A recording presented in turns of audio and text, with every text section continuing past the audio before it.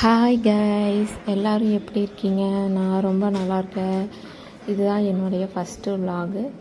நான் இப்போ தான் லாங் வீடியோ ஃபஸ்ட் டைம் போடுறேன். இன்றைக்கி ஹாஸ்பிட்டல் கரூர் வரைக்கும் போகணும்.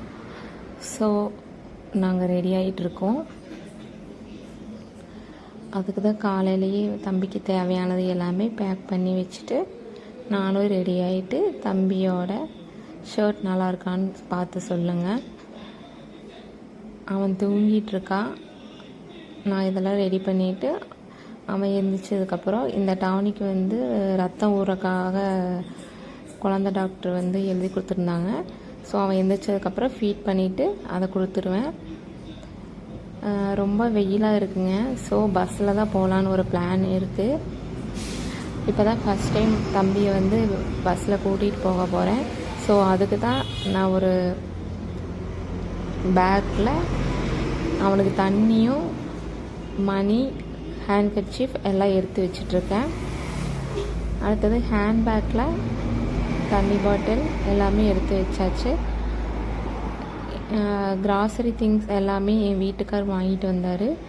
ஸோ அதெல்லாத்தையும் ஃப்ரிட்ஜில் எடுத்து ஆர்கனைஸ் பண்ணலான்னு சொல்லிட்டு ஆர்கனைஸ் பண்ணிகிட்டு இருக்கேன். எப்போவுமே 8:30க்கு தூங்கினா ஒரு அரை மணி நேரத்தில் எழுந்திரிச்சிடுவாங்க. இன்றைக்கி வெளியே போகும்போது தான் எப்போவுமே நம்ம பசங்க என்னமோ அப்படி தூங்குவாங்க. இவனை தூங்க வச்சுட்டு எல்லா வேலையுமே முடிச்சுட்டு அப்போயுமே எந்திரிக்கலைங்க. எழுப்புறக்கு மனசு வரமாட்டேங்குது. ஸோ அதனாலேயே மேக்ஸிமம் இன்றைக்கி 10 மணி ஆயிடுச்சு. 8:30க்கு தூங்கி 10 மணிக்கு தான் எழுந்திரிச்சான். அவ்வளோதான் ஃப்ரெண்ட்ஸ். இது எங்களோட ஃப்ரிட்ஜ் ஆர்கனைஸ் எப்படி இருக்குன்னு பாருங்கள். நாங்கள் ஹாஸ்பிட்டல் போயிட்டோம். அங்கே போய் அவனோட சேட்டை தாங்கலை. பஸ்ஸில் போகிற வரைக்கும் அமைதியாக இருந்தான். அங்கே எல்லாம் ஸ்கேன்லாம் முடிச்சுட்டு மத்தியானமாக எனக்கு எக் ரைஸ் பிடிக்கும். ஸோ எக் ரைஸ் சாப்பிட்டேன். என் ஹஸ்பண்ட் கிரிக்கெட் பார்த்துட்டு இருந்தாங்க.